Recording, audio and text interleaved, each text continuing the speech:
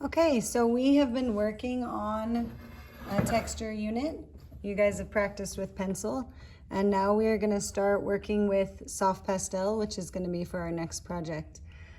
This is a very, very messy medium to work in, but there are ways to keep it less messy. First of all, you never ever blow off the dust, and don't even move the dust until you've worked on an entire section. And then you can just take your paper and tap it onto a blank sheet that's sitting by you that can collect all of your dust. We are going to start with some different patterns here. The first being ovals. These are all going to be different types of textures for skin for a dragon or a lizard. You guys are going to be working on a dragon eye. And so I want you to see some different ways other than the one that you've already watched previously to create some different textures on your page. So to start with ovals, you're going to just really lightly draw in some ovals that are sort of set up like bricks. So you've got two and then one in between. Then you have another one and one in between. So you're just laying out these ovals, kind of keeping them close together.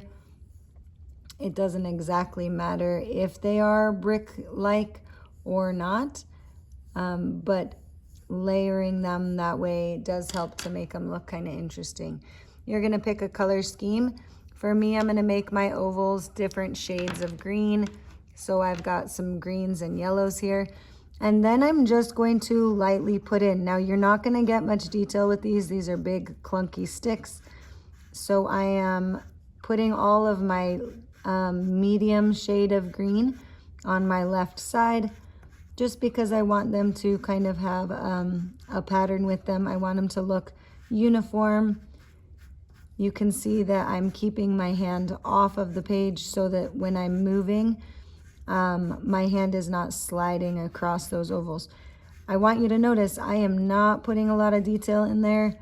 I'm just putting a little bit of that medium shade of green on there. I'm gonna come in with some lighter green. It's barely making a difference, but I'm just kind of filling in the other side of my oval. I'm not finishing it, but I'm very quickly adding it in there. And then I'm gonna come in with my yellow. Now my yellow, each of these is gonna be a little bit different. None of them are alike.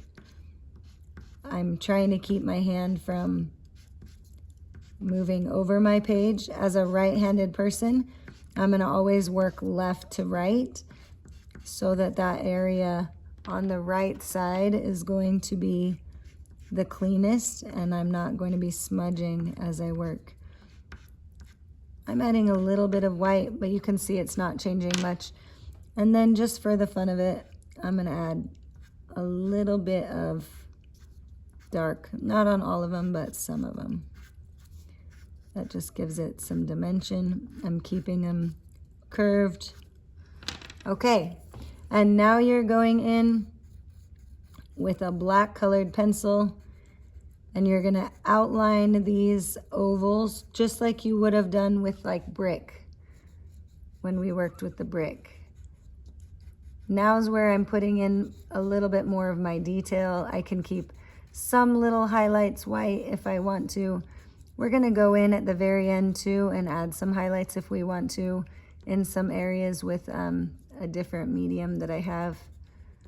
But for now, you can see that it's really starting to define the shape of those ovals. If I leave a little bit of white area on here, that doesn't matter. As long as my paper is filled with these shapes, there shouldn't be a lot of white, but if it looks like a highlight, that's okay. I'm pushing really nice heavy pressure. I'm filling in those oval gaps.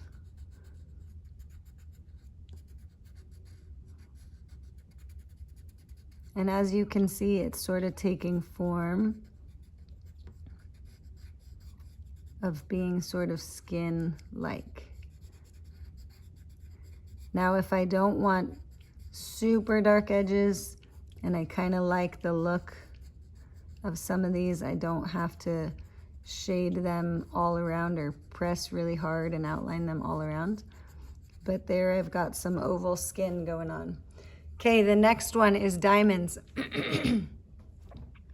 My diamonds, I can do them two different ways. I can make them so that they're diamonds like this, and they almost have a layering look like a bunch of triangles. Or I can make them this way, where it's like they were also brickwork, sort of, where they've got the gaps in between. I would like you to try both of those styles. With these ones, if you pick a color scheme, for me, I'm gonna go around with purple. Look how I missed that first section. If I just kind of outline my diamond, that one I colored the whole thing, but if I kind of outline my diamond and then I go in with another color,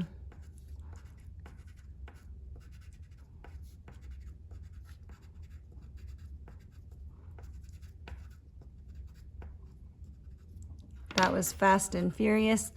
Then I can go in and darken my centers with my colored pencil.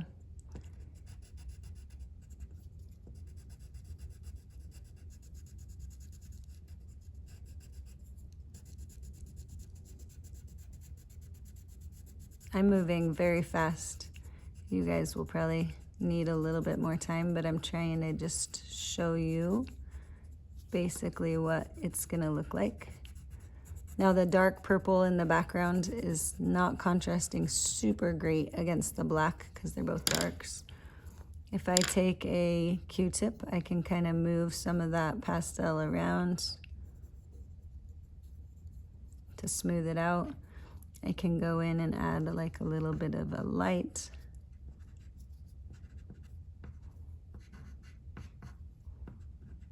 Area.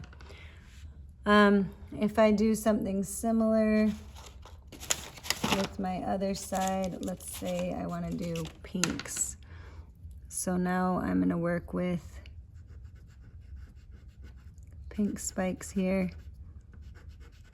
Again, I'm working kind of the same side, so all of these bottom sections of my diamond area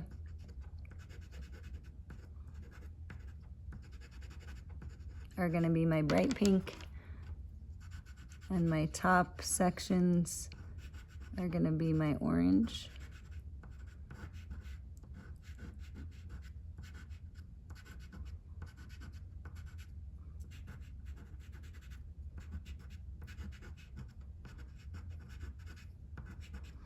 I can lighten a little bit if I want to. I can smooth around some areas to close in my gaps. Then I go in with my colored pencil. And I don't have to do it super dark. I can keep these ones a little bit lighter if I want. But when I outline each of my diamonds, it gives a fun little texture of skin on there. Okay, then spikes. If you want spikes and you want them to be sort of rounded, you want them to look like they're coming off different sections of skin. They're gonna be a lot like the diamonds, but as you can see, I'm not closing the areas, I'm keeping it open. This would just be like a really spiky section. You can move along in lines or however you'd like to work with it. I'm gonna go in and I'm gonna make the tops of my spikes kind of a yellowy cream colored. As you see, it's blending a little bit with my black. If I don't want to do that, I can work in pencil and then go over my pencil lines, but I like to keep it with the black instead. I'm gonna go with a dark green towards the bottom, and I'm following this along, moving super fast, Just kind of getting some of the dark green in there along the bottom.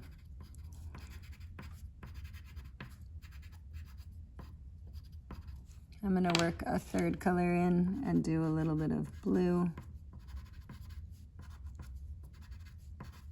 as a transition between the green and the yellowy cream. And then I'm going to use my Q-tip. If you use the Q-tip too much, it's going to take all your color off. It'll be all washed out. You don't want to do that. But if you want to blend just a little bit, you can. Then I go around these spikes and darken them just ever so slightly. If I have areas of white where I want to change it, move it around. The pencil will push the pastel around, and so it's kind of cool. You can use some of that dust left over.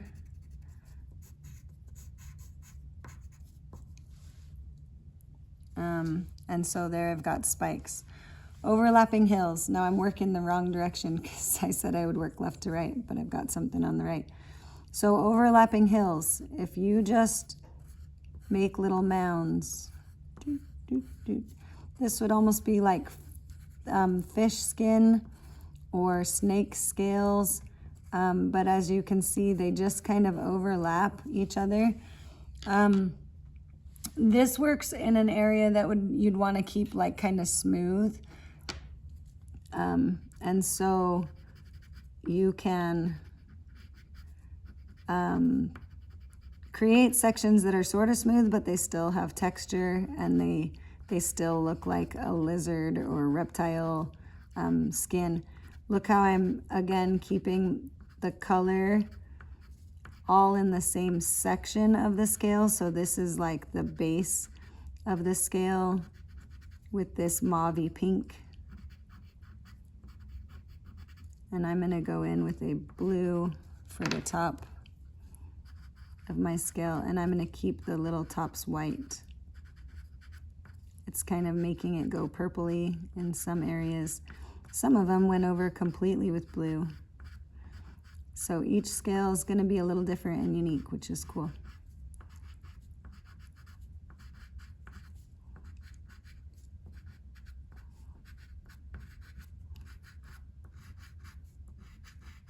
Okay, then if I want to, I can push a little bit around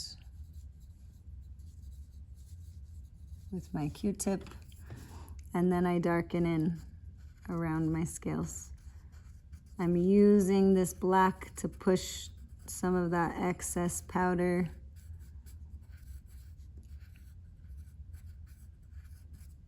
Some of them I'm really defining, some of them I'm not. I can make some look almost angled. If I wanted to, I could even change these to be more pointy. That gives me a whole new texture if I make them more pointy at the top. So I want to show you when I put them all together, and I created this earlier. I've got my spikes. This area we had watched a video previously, and I did sort of this mosaic looking section. I've got my ovals, I've got my overlapping hills, my two different types of diamonds in there. So this is gonna be what you're gonna work with when you do your dragon eye, and I hope you have enjoyed this lesson. Thanks.